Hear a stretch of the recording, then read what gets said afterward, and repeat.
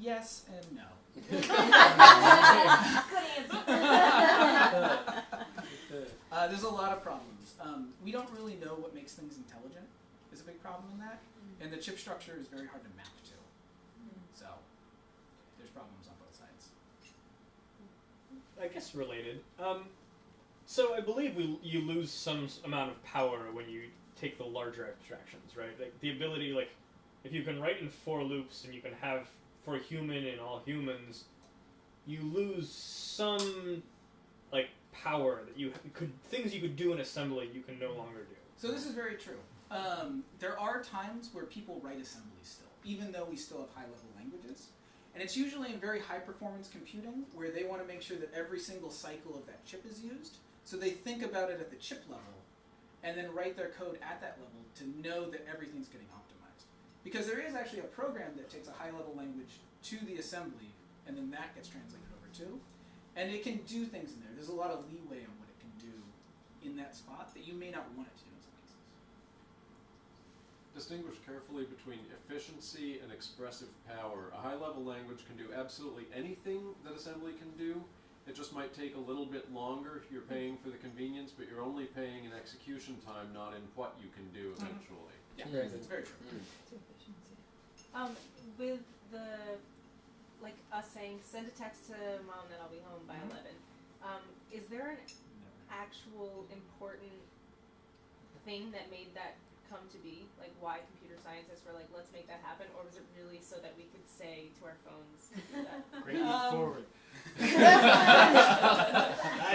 Progress. I want to text my mother. So is the question like, was there a technical challenge that was overcome, or like, why did we bother to do that? Whichever one is more interesting for you to answer. So there were lots of technical challenges that had to overcome in that. Just in that problem alone, you have to write a program that can take speech that it hears and translate it into text. Then you have to write another program that can take text and extract meaning from that. And then you have to have another program that can take that meaning and actually do something with it. So there's a lot of pieces there. The reason that we do that, I mean, it's pretty awesome. Is it really just because it's awesome? No, it's not because it's awesome. So I mean, if I was going to say, like, I'm Google and I want to sell more phones, and this is an awesome feature, well, it's awesome, but it's also going to sell more phones. I want to piggyback on that question. So, yes, it's awesome, but has it made our lives better? So that's the like overarching question that I have for all the technical, grandness of everything. So to answer that, hold on. So I know that this is outside of technical kind of things. It's more like what is it? It's philosophy? No, yeah, it's philosophy, but it's like etiquette. Etiquette. So, I'm in a restaurant, for example. I'm in a restaurant last night, and people take out their phones rather than talking to each other because they just want to like look at all this shit and then like tell each other how awesome that shit is on their phones. So that to me is a decline in civilization, and so I guess what I'm coming around to is convince me that talking to my phone, to send Renata a text by just saying, call Renata, is that really like making me like a better person on a daily basis? I don't think you can view any of the individual steps we take in technical advancement in isolation and ask if these are good to have. So for example, this last slide, I almost didn't put this cute robot. I'm sorry. That was my bad. I was actually going to put a different robot that was carrying an elderly person. And it was taken from a company in Japan that makes robots to care for the elderly, because Japan has a huge problem that they don't have enough people to care for the elderly. Right. So there's still a need on that side. And those people are at a level where if they could say, make me a sandwich, and a robot would go do that, that is incredibly helpful to them. And is something that we should strive to do. Right. The saying, like, send a text message, it's probably, like, momentarily better to us. What about somebody who's visually impaired? visually impaired. There's lots of different things. So picking like a specific thing and saying like people are assholes in restaurants because of this, I think doesn't get the wider context of that. Sure. There is a lot of good that can come That's out of our these responsibility. Yeah. As I just want to say that the problem of understanding verbal language is something that computer scientists have been chasing after since like before the 70s. Oh yeah, it was one of the first things we tried. Yeah, and because as you saw, all those steps in the beginning were terrible. and I think that that part of the sort of the Holy Grail, the reason why it's deemed important is because that's the way that we interface with each other. And so if you can make a machine that you can interface with in the same way that you would any other human being, you're taking away the barrier of like you're doing what Steve Jobs always wanted, right? Which is to make technology accessible. So it has a huge potential. It's like it has the potential of making the world around us so much easier to interact with. Maybe it's because we haven't advanced enough Yeah. as people. As people, Because I see great, let's face it, we're in the middle of this like amazing place where like all these people are working on all this stuff. You know, that's great in theory, but in reality, in like everyday, people are still people, and they're stuck in this like awful thing of I've got to send a fart video to this friend here, and it's like the Louis C.K. thing. It's like we're in this amazing world, and it's all wasted on. We're still young. Yeah. We haven't advanced. But that's Yeah, not we've not so. been That very same technology is used by diabetic people to do I'm not in disagreement. I need to throw the monkey wrench in there just to like, because I know we all want to believe it's great stuff. But First off, I totally agree with you. I just want to respond to that if that's okay. And I think that more than like the effects on people currently in restaurants with their friends, I worry more about maybe the effect on developmental psychology for children who have this hyperstimulus and don't maybe ever have to have capacity for original thought because there's so many things coming in. But to your point about restaurants, like whereas in our society maybe you see people checking their Facebook while they're with their friends instead of actually interacting, the same technology with Facebook and Twitter empowers things like the Arab Spring.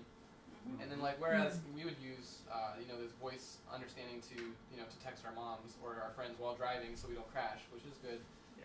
You could use that same technology when you travel the world to, with Google Translate, communicate with people who you'd never be able to talk to otherwise. So I think I think there are like humanistic applications of technology, and I think it's more of the challenge of being enough of a person to not just use it for shitty things. I could argue this point. I have a question. She's actually at her house. Okay, go ahead. No, I did. I'm just curious if maybe the solution lies also within technology of being able to rein people in to remember their human senses and the importance of interacting in the present moment.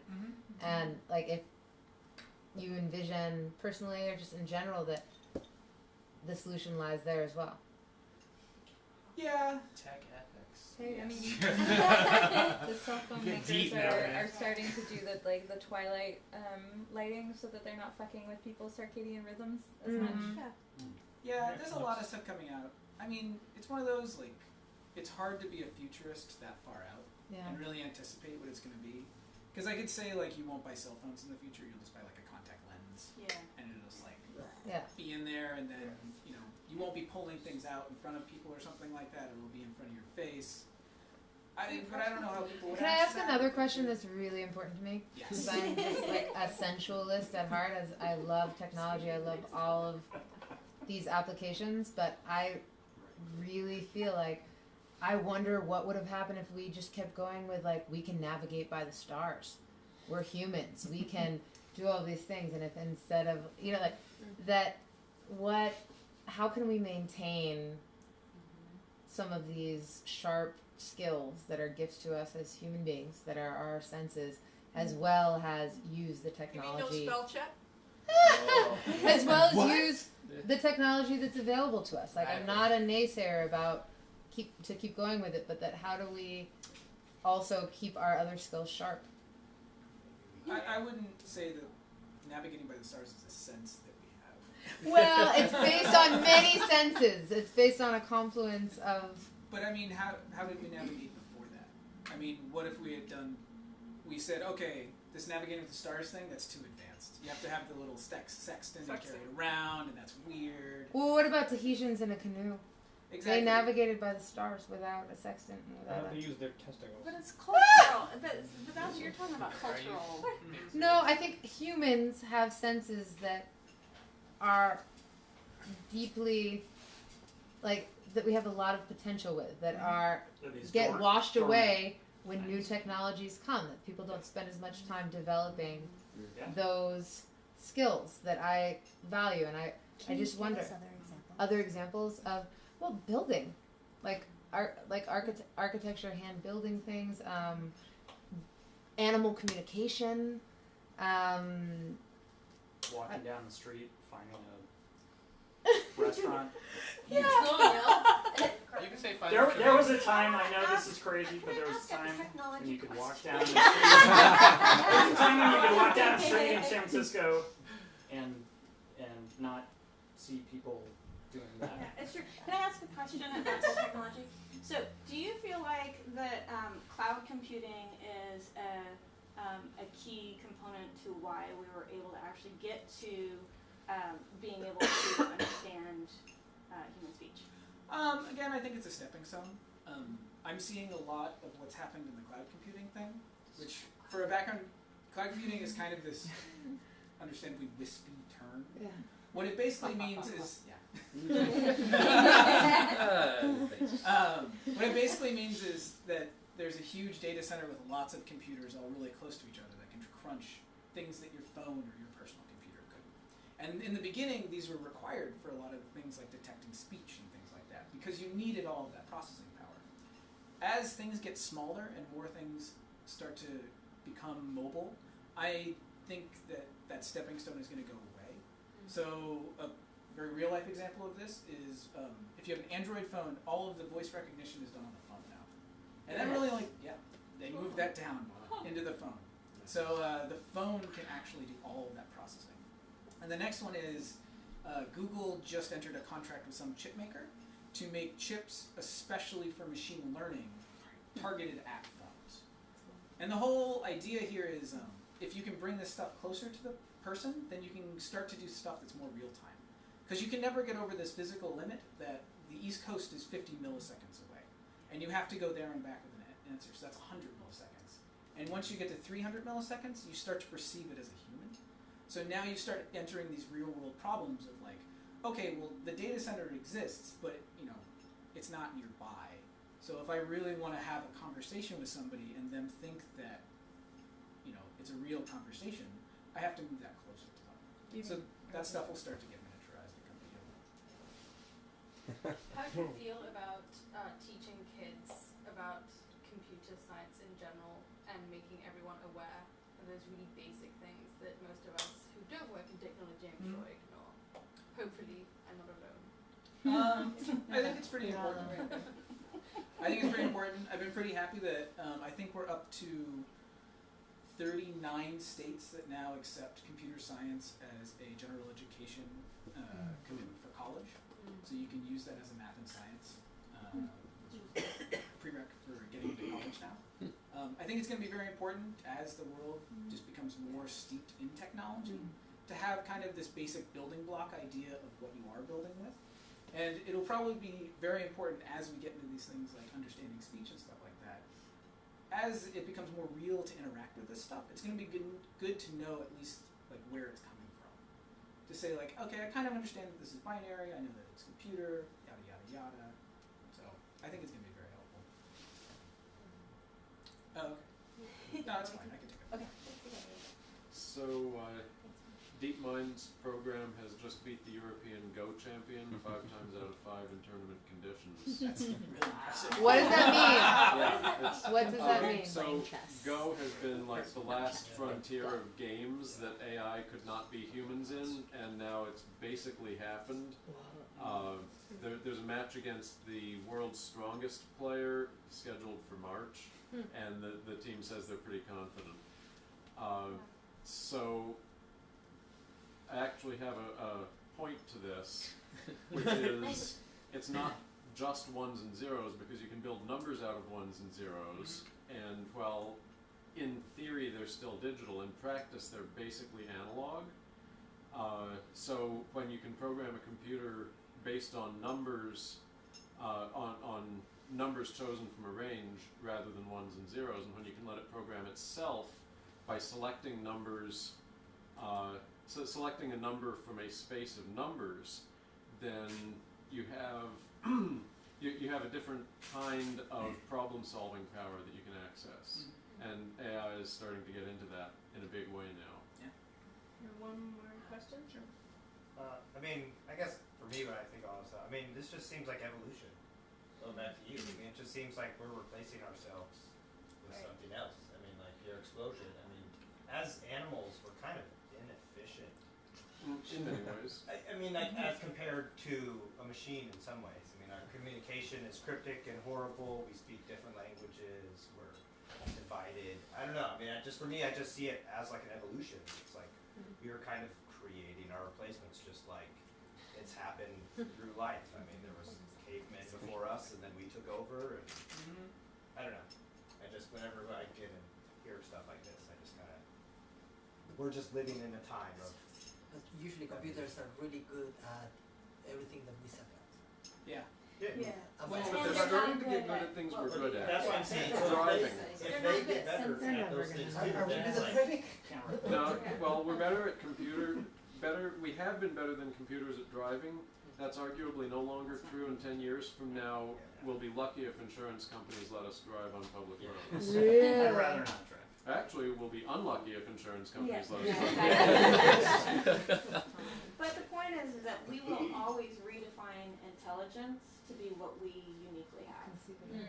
There's not much that we uniquely have anymore. We That's don't my- have that's tool my use. question. No, That's my and question. we have at once. throughout history we have defined intelligence as the thing that we thought we only had, and then when we found another creature or we were able to get a machine to do it, we're like, well, but that's not what intelligence is. Human intelligence is this other thing.